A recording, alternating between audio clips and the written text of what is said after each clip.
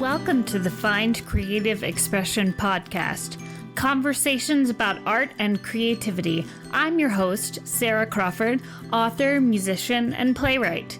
You can find the show notes and other information at findcreativeexpression.com. And let's get going. Hey everyone, and welcome to episode 16 of the Find Creative Expression podcast. Coming up a little later, I have an interview with playwright, dramaturg, and educator Addae Moon. Addae is literally one of the coolest people I know, and I feel like he's always doing a million things in the theater world, so I'm super excited that I got to interview him. We had a really cool conversation, so stick around for that. I was going to do a bonus episode last week with Steve from the YouTube channel The Lawn Gnome, and I'm still going to do that interview next week, but on Tuesday of last week, I had to put my cat, Frank, to sleep. So needless to say, I was a total mess and in no shape to do an interview about creative process. I live by myself, and I'm a self-proclaimed crazy cat lady. So I previously had two cats, Frank and Julian. Julian is still around, and, they were there for me through so much. Breakups, divorce, moving around, depression, pandemic, all of it. They're my family. Frank was almost 14 years old, and he had kidney failure and a heart murmur, and his body was basically just shutting down. So I took him to the vet about 2 months ago, and I was basically told that he was near the end then. So I was devastated, but then he bounced back, and I thought, the special diet and the medicine was really helping. But then on Monday of last week, he started acting like he was in pain. So I took him to the vet, and his levels were basically the exact same that they were 2 months ago. And he was clearly in a lot of pain, so I didn't want to drag it out and have him suffer any longer. So I know I did the right thing, but it was still really hard. So all of that is relevant to creativity, because as I was waiting for it to be time for the vet to come over, we were lucky enough to actually have her come here and put him to sleep in my apartment. So as I'm sitting here waiting for the vet to come, I was sitting on the floor in my office next to Frank, and I was so emotional, and I read a poem. And this was the first poem that I've written since 2017.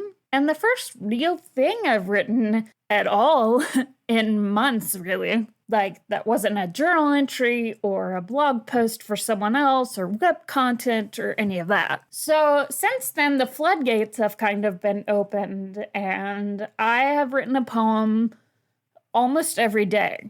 And I decided I'm going to re-release my first two collections of poetry, as they're both out of print right now. And I'm going to work on a third collection of poems about loss. Not just actual loss, but the loss of relationships, the loss of childhood, the loss of dreams, all different kinds of loss.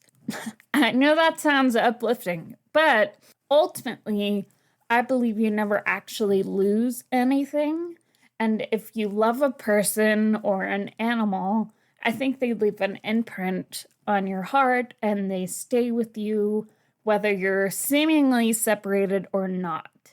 So the idea behind this collection of poems is that eventually, by exploring all the different kinds of loss through poetry, I will be able to take the reader to that conclusion as well. Now, I'm sure some of you are probably wondering what's happening with my vampire sequel. So I've decided to kind of shelf that project for a while and write what I feel I need to write.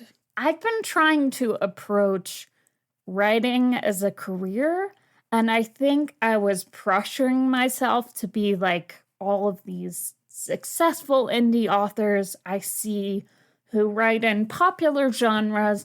They churn out like 5 or 6 books a year, some of them even more than that. But, I just don't think that I'm that kind of writer. Now, don't get me wrong, I freaking love vampires, like all of them. Dracula, Anne Rice, Vampire Diaries, Twilight, Lost Boys, just all the vampires. But I'm just, I'm not in a place to really write about vampires right now. What I really need to do is write these poems about loss so that I can find some peace with the grief that I'm dealing with right now. And so that hopefully I can maybe help other people with their grief.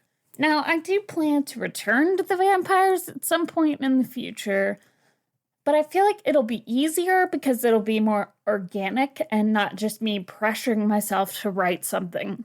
So I know a book of poems about loss isn't not going to be a big seller, but I think I'm in the process of changing my approach to writing. I'm not going to worry about writing being my career or writing making me money. I mean, I definitely still plan to write, but I'm just taking the pressure off of myself to write what I think people want to read and just write what I need to write. And if that makes money, great. But if it doesn't, that's fine too. Like, sharing it with the world is really more important to me than money. So maybe I'll do some pay what you can kind of things on my website or something. So it's funny that I'm talking about all of this because Addae really helped me when I was writing my play, The Spends. And that was a story that I desperately needed to tell, especially at that time. And I think as an educator and a mentor, he has a real talent for helping writers to find the stories they really need to tell. And I actually brought that up in the interview, so keep listening to that. As far as my career goes, I'm going to be actually launching Find Creative Expression as not just a podcast, but a whole brand. I always thought my calling was to create art. And I definitely think that's a part of it, but I think a larger part of my calling is to use art and creativity to help others. So that's really what that brand is going to be about. And I'll get into that more in the next episode. All right, this intro has been a little longer than usual, but I had a lot to say. So thanks for listening. But let's get into the interview because, like I said, Addae is super cool, and I want y'all to hear what he has to say. Hey everyone, I am here with Addae Moon. Addae Moon is an Atlanta-based playwright, dramaturg, director, and educator. He is the Associate Artistic Director for Theatrical Outfit, an artistic associate with Found Stages Theater, and a co-founder of the performance collective Hush Harbor Lab, with a focus on developing new plays from unique and diverse voices. He also co-hosts a podcast called Old Heads, which is a deep dive into the struggle from behind the theater curtain. Welcome, Addae. Hey, sir, how's it going? It's pretty good. Your bio is like much longer than like most people I've had on here. So like you're like legit. I'm just old. How about that? I'm just old. So how did you get into playwriting? Oh wow. So I was an art school kid. I went to a performing arts high school, Douglas Anderson School of the Arts in Jacksonville, Florida. And actually my major was visual art and theater. Then when I went to college, I thought I was going to be a filmmaker. Like that's what I had set in my mind because it combined both of those things. Right. But I always, been in theater and I always done acting. And so I started acting, once I got to college, I kept acting. And something happened where I realized that there weren't, at that time, a lot of plays that spoke to my personal experience. Right. So I started writing them. and so me and a bunch of friends, when I was in undergrad, we started creating these plays and producing these plays on campus. And so that's when playwriting started for me. That's awesome. It's just like, Yeah. I'll do it myself. I'll do it myself. So, how did you get into dramaturgy? But actually, can you explain what that is for those of us who may not know? I mean, I know what it is, but I can't like really probably explain it as well as you can. And it's hard to explain. So everyone does dramaturgy. I mean, actors do it, directors do it, designers do it. I mean, dramaturgy itself is really about analyzing text and finding ways in for the artists who are engaged in the text. Now, I'm mostly focused on new play development dramaturgy, which is really helping the playwright, asking the playwright questions to guide them towards the play that they want to write. So in a lot of ways, the new play development dramaturg is sort of like the first audience for a play while it's in development. And essentially what we do is just really ask a lot of questions. Ask a lot of questions and really help the playwright clarify what they're trying to do with the piece. Right. So how did you get into doing that? Or is that like something that was kind of organic that you just kind of started doing? When I was in grad school, like the whole, like any sort of like new play development workshop process involves dramaturgy and dramaturgical skills. And so after I got my MFA, I came back to Atlanta and I started working at Horizon Theater as a literary manager. And a part of that job, other than reading plays and helping to choose a season, was that they had a new play development program that happened during the summers, the New South Festival. And so that was really the first time outside of grad school that I had a chance to work with new playwrights as their work was being developed. So I just kind of slipped into it. Right. That's cool. So you received your MFA in playwriting from Ohio University, the Masters of Fine Arts, for those of you who may not know. So how did your MFA help you to develop your voice as a playwright?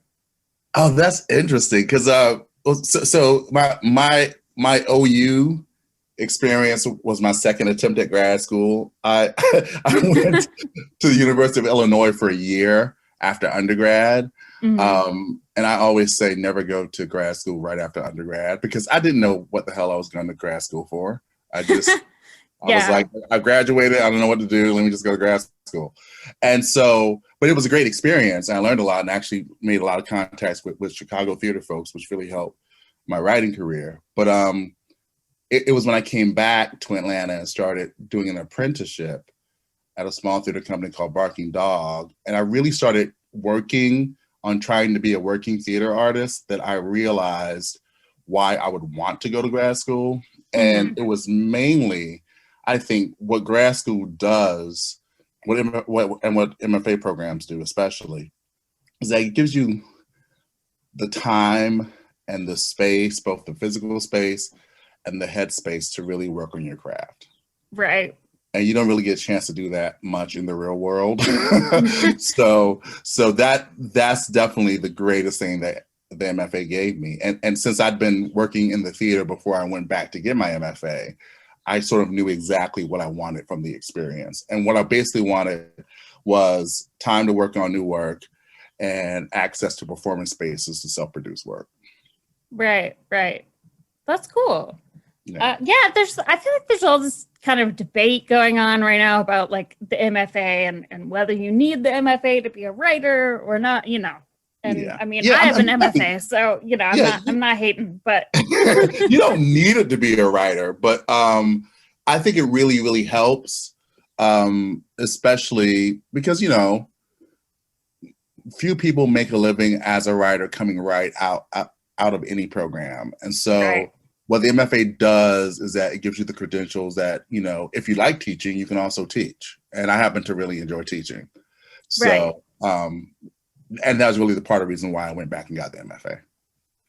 Cool. Well, I will ask you more about teaching later, but because you're really good at teaching. Oh, thank you. You are. No, but I'll get into that later. Okay. So you were the director of museum theater for the Atlanta History Center for almost a decade. Oh gosh. And some of your plays for the History Center include 4 Days of Fury, about the Atlanta race riots of 1906, and The Order of Freedom, which recounts the Juneteenth story through fictional characters. So what is your creative process like when writing a play about historical events? Yeah, so writing, it's the funny thing about that job and the fact that I had it so long, and I thoroughly enjoyed all 9.5 years of it, was that I was always that playwright who swore they would not write historical plays. And I spent fucking 9 years doing it. So for me, like, I love to read, period. Like, anything, novels, Right. History books, comic books. I've always been a reader. Like, that's my thing. So the research aspect is what really jazzed me about doing that work. And for me, it's really just about doing the hard kind of academic research and just jotting down notes as you go. And somewhere along and I can't even explain how it happens, but somewhere along the way, there are characters or events or situations that just kind of step out. Yeah.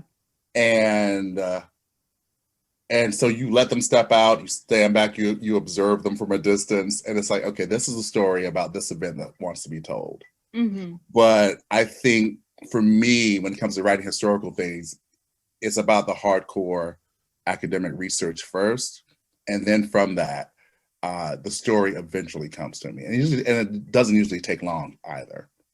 Yeah, that's understandable. Like, because I feel like when you're doing that research and you're reading about historical events, you just get all these ideas and inspiration. Like, it reminds me of the story of Lin-Manuel Miranda, reading the autobiography of Hamilton, or not autobiography, but biography. And then he's like, oh, this is a hip hop musical. Like, right, exactly. It's just like, oh, okay. But I think that's awesome. So I first met you in 2008 at Horizon Theater, where you helped me as I was writing my play, The Spends, which I think is one of the most like genuine and honest things I've written. Such a lovely play. And thanks. But you really have like a talent for helping writers to tell the stories that they most need to tell. So I was wondering if there was a mentor or teacher, in your past who kind of helped you do that in that way.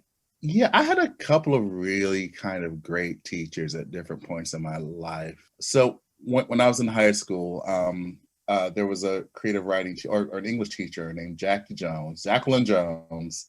And years later, when I went back to my alma mater to teach for 4 years, she became my colleague. She actually hired me. So that was really interesting. But I think I'd always written, but she was probably the first person to tell me that I was a writer. Right. And I took her seriously. And so yeah, so Jackie was a big influence. And then when I got to undergrad, I had some really great theater teachers. Joan Lewis, who was kind of legendary, old school Black theater teacher. Carol Mitchell-Leon, who was also a local legend, and Gary Yates. And I was a little, I was this little art school kid with a chip on my shoulder, and they tolerated my foolishness, and actually really, really, encouraged me to not only take the craft of being a theater artist seriously, but also, to kind of embrace the fact that, at least for me, teaching and sharing that skill is a part of my calling as well. So I learned that from those four. Right. So how did you decide to become an educator? Like, was it just kind of something that you looked at them and saw them doing and wanted to try? Yeah, I mean, some of it was that. Also knowing the realities of being a theater artist, I'm like, I gotta eat, and I don't necessarily want to wait tables, even though I was a barista for like 7 years. So so that was really it. I was like, theater work for the most part is temp work. And I figured until I was in the position where I could make a living writing, which I was not able to do until I started the History Center, actually. Teaching is something that would keep me in aligned with my artistic craft, but also help me pay my bills. So yeah. Yeah. So what's the most like rewarding thing about being an educator? So teaching, I think it keeps me energized, because there's nothing like working with young writers or young artists who are just so eager and so excited and so like not jaded. Yeah. and that keeps me energized, and it keeps me excited about doing the work. But also, and I tell my students this, I'm like, teaching is also kind of selfish, because I think the more that I have to teach the craft, the deeper my understanding of it becomes. Right. And so I get as much from it, if not more from it, than the students do. Yeah, no, I found that too, because I've taught some creative writing classes, mostly just like online, but even in that experience, it's like teaching other people like kind of forces you to learn things that maybe you didn't even know. Exactly. Yeah. And there's always, and also, a lot of times, especially like, if you're teaching like young or inexperienced writers, it's helpful to go back to basics for yourself sometimes. Right. Just like, and so teaching the basics, it's like, oh yeah, that's why you do that. That's why you ask that question. Okay. Yeah. So. Yeah. It can definitely be very helpful to like, especially when you're in the weeds, and you're really like just obsessing over like one paragraph or, one line of dialogue or whatever. And then it can be kind of helpful to take a step back and look at the bigger picture. Definitely. So you're having some really interesting conversations on your podcast, Old Heads. Oh, yeah. And I've been especially thinking about a conversation that you had with writer Al Letson, talking about how the Black imagination is always policed. And he was talking about how a lot of Black creatives end up policing themselves. So I was thinking about how, women also do this, and LGBTQ creatives, disabled creatives, etc. And I think that when marginalized voices are trying to create in a society with so much white supremacy and misogyny and ableism, they can really end up limiting their creativity, like even subconsciously. So how do you think creatives can break free of those limitations? I think they just have to do the work and understand too that in doing that work, you're a part of a tradition of resistance. I mean, it's interesting, to be in a culture in which you're, viewed as a minority, which is a term that drives me crazy, especially since I live in Atlanta. That's predominantly Black.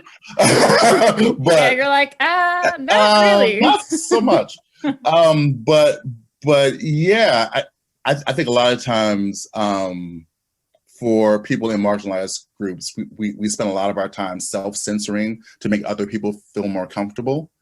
And I do think that as you grow as an artist, hopefully the courage to speak your truth and to tell your story emboldens you.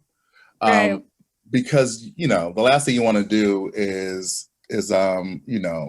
transition to the other side without ever having the opportunity to be your fullest self. Right. So I would always encourage people, it's like, be your fullest self, be your fullest creative self, explore the boundaries of your imagination. Don't let anyone tell you what stories you can or can't tell. Don't let anyone try to dictate what your narrative is. Tell your own damn narrative.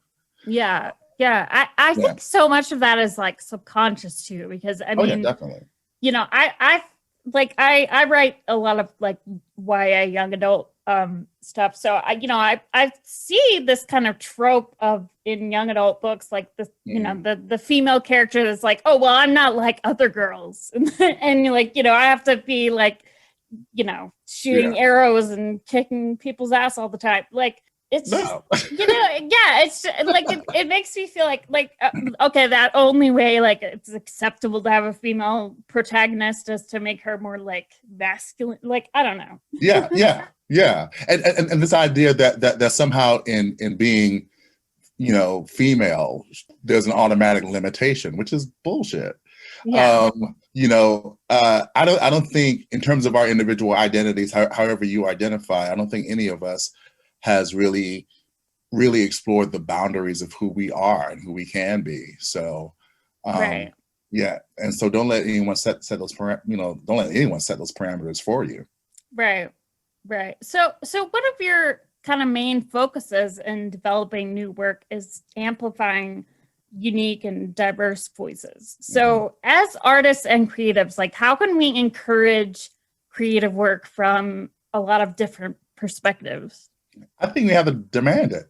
I think we really have to demand it. There are so many stories and so many perspectives that I would like to see on stages and on screens that I don't get a chance to see. Things are changing. The interesting thing with television or streaming platforms, it's not really TV anymore, I guess. But with serial narratives is I feel like for the first time since I've been alive, and I'm almost 50, I can literally turn on a streaming service and watch a narrative from just about anywhere in the world. Yeah. And that's amazingly powerful, and I think potentially transformative. And I think people want to see stories other than stories that they directly connect with. Right. I'm a strong believer that specificity and difference make provocative art. Yeah. So I want to see some different stories and hear some different stories and see some different perspectives. That personally excites me. Yeah, and I mean, I think it's kind of like the more specific you get, and with your perspective and your story, like, I feel like that's when it really gets universal, and agreed. By relating to other people's specific stories, we can kind of see the connections in humanity, Yeah. I mean, we definitely need to get past the idea that universality is something that's really about gearing a narrative towards a dominant audience. That's BS. Right. Like you said, universality comes from specificity. And the more specific and more detailed and interior it is, the more universal the narrative is. And I think the more people that it'll resonate with. Yeah, it kind of reminds me of when you're learning poetry, it's it's all about being specific with your imagery and, not just saying, oh, I was sad, but giving someone an image that makes them feel sad. So I feel like the art is in the details, I think, It's in the details, without a doubt. So for those of us who are, white or male or cisgendered or able-bodied, etc., how do you think we can be better allies in the artistic space? I don't know. I have no idea, sir. I really don't. I think that people, and it's a tricky thing because I think about this a lot as a cisgendered male, knowing that there's a power imbalance that gives me a certain amount of privilege. Right. I think when you start dealing with issues of equity, and especially equity even more so than diversity, you have to accept the fact that in order for things to change, you have to give up some power. Right. And that's something that I always have to contend with as a male identifying artist. So, if I'm working on a project, I'm going to always, petition to have some female artists in the room, because I feel like I would benefit from their perspective, one. And also, I want my work to be a place where different perspectives are in collaboration, are honored and have a voice. So, You just have to, if you have a privilege or a type of privilege, no matter how you identify, I think you have to, ask yourself, if I'm really about, equity and diversity, am I willing to give up power? Right. And Right. the answer might be no, and that's fine. But but knowing that giving up power is a part of making things more equitable, I think is an important realization to have. Right.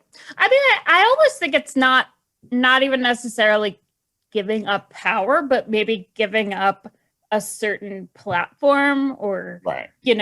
like, I feel like there's enough room for all the stories in the world. So like, if you want to write a story and publish it, like you can indie publish, like you can do that. So, right. But like maybe the big 5 publishers, like maybe they need to like, diversify their publishing list. Like, exactly.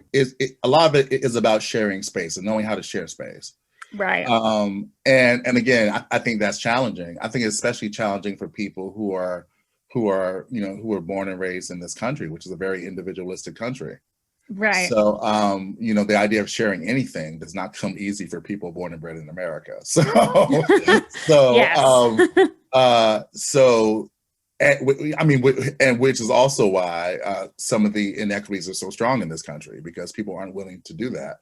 But yeah, I think, learning how to share space, learning how to value other people's differences, I think, and also knowing that you can benefit from hearing other people's narratives, I think are great places to start. Yeah, I think so. I think so too. So what are you working on right now? Oh gosh. So I'm reading a lot of plays in preparation for helping Matt Turney at Theatrical Outfit and helping all the other folks that we collaborate with find a season in this time of pandemic. Right. So are you guys doing like a virtual season? So we have 3 virtual offerings in the spring, and we're all hoping everywhere on planet Earth that we'll be able to at least have small houses sometime in the fall of 2021. Right. But a lot of that is still kind of up in the air. So that that's the day job. So that's the main thing that I'm working on. But I also started Hush Harbor Lab with Mina McIntyre, and we've been doing like a lot of new play development workshops. And I'm still writing and working on my own work as well. So and also teaching this semester too online, which I hate. Right, man. You're always. I feel like you're always doing like a million things. But again, it's like I spent most of my life as an artist, and it's hard for me to just have one gig. It's just really hard. Right. It's really hard. So yeah, I always have multiple gigs all the time. Yeah, well, that's how I am too. Because I'm like most of my artistic stuff, I'm not really like getting paid to do right now. So like, and then I have the stuff that I am actually getting paid for, like, on my web content that I'm writing and blog posts for people. Right. And, it's a very like, I feel like a lot of artistic people are just doing a lot of different things all the time. Yeah. You kind of got to. I mean, it's interesting. I think being on this path, I accepted this a long time ago. My parents still don't understand it, but it's not something you retire from. Right. So it's like, I'm going to be doing this until I drop dead somewhere, and I'm cool with that. As long as it's work that I enjoy doing. Oh yeah, for sure. I mean, I feel like I'm going to be 90 being like, here's my new novel. Here's my new novel. Come get it. Come read it. So what like books or TV shows, movies, plays, music are you really into right now? Right now. So let me see. What did I just finish? Oh, I was just watching TV. I jumped back on that zombie bandwagon with those Walking Dead shows. I don't know why, because they were just on. They were just really man, I used to really be into those until what happened to Glenn, and then I stopped watching. Traumatized. I'm still traumatized. Like that darn bat. He Um, was my favorite. so yeah, so I got back on that, just really for something to watch. But I just saw this amazing film, Judas and the Black Messiah by Shaka King, that is absolutely stunning. It's like Oh probably yeah, I've heard people, like a lot of people talk about that. it is stunning. So that's the last really good film that I saw. Where is that streaming It's again? on HBO Max. Okay. Yeah, and I think I'm gonna go back and watch This May Destroy You, Michaela Coel's show on HBO, because it was just so fucking brilliant. Oh yeah, I heard that too. Oh, she's just a brilliant actor and a brilliant writer. I just have a lot of respect for her. So yeah, those are the two things. I'm reading this science fiction novel by Samuel Delany called Triton, and that's really cool. Oh, that is cool. And I actually want to, because it's coming on HBO Max soon. I want to go back and read Dune again before the movie comes out. Oh right, yeah. So that's next on the list. Awesome. Yeah. So, okay, I have kind of a big question that I ask everyone. Okay. So, why do you think art is important? Oh. Oh wow, that's a big question, sir. I can only speak from the perspective of narrative and story, and I think it applies to other arts as well. But I'm just thinking from my own vantage point. I think it helps us make sense of the world. Right. I think it helps all of us to make sense of the world. The practitioner and the person that's witnessing or consuming the art. It's a way that we connect with our deepest passions and our deepest fears. Yeah, and I think we need it to remain human and humane. Right. Yeah. Everyone, it makes me think of like Joseph Campbell and like the hero's journey. Hero's journey, heroes with 1,000 faces. It's like, art and story. They really give us the maps on how we live our lives in a lot of ways. So yeah, I think it's necessary for our survival. Yeah, I agree. So, where can people find you and your work? Oh man, I don't know. Hush Harbor has a website. Oh my gosh, and I'm gonna totally screw it up because we just went live like maybe. It's okay. I'll link to all of the stuff on findcreativeexpression.com. Exactly. Thank you. So yeah, Sarah will drop the link in for Hush Harbor Lab. But we just went live literally a couple of days ago, and so we'll be posting the workshop information about that. I'm especially with the new job, I'm thinking, because I'm on Facebook, but that's personal stuff. That's not professional stuff.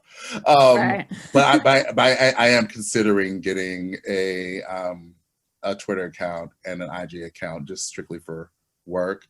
So, Oh, you should do that. Sarah, don't make me do it. But I always love seeing the stuff you post on Facebook, though. It's like you post really good stuff.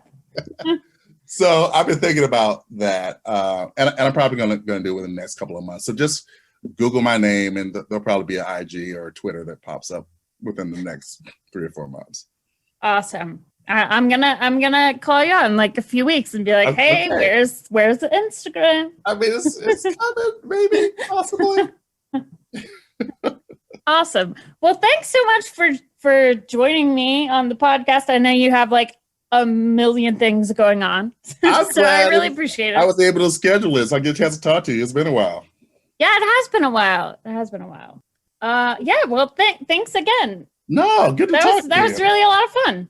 Cool. I had so much fun catching up with Addae, and I hope you guys found it interesting as well. By the way, when I said, oh, your bio is so long, you're legit, I was not saying that all the other guests that I've had on the show are not legit.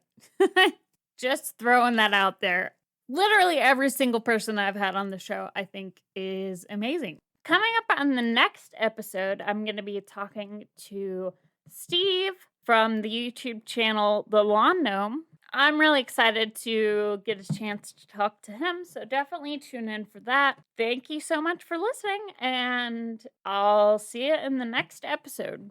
Thanks for listening to the Find Creative Expression podcast. Please take a moment to leave us a review on your favorite podcasting platform. You can find me on Instagram at Sarah E. Crawford or youtube.com/Sarah Crawford. Also find me on Patreon at patreon.com/Sarah Crawford to support the podcast for just $1 a month. And that's Sarah, S-A-R-A, without an H. I hope you've been inspired today, and I'll see you in 2 weeks for the next podcast.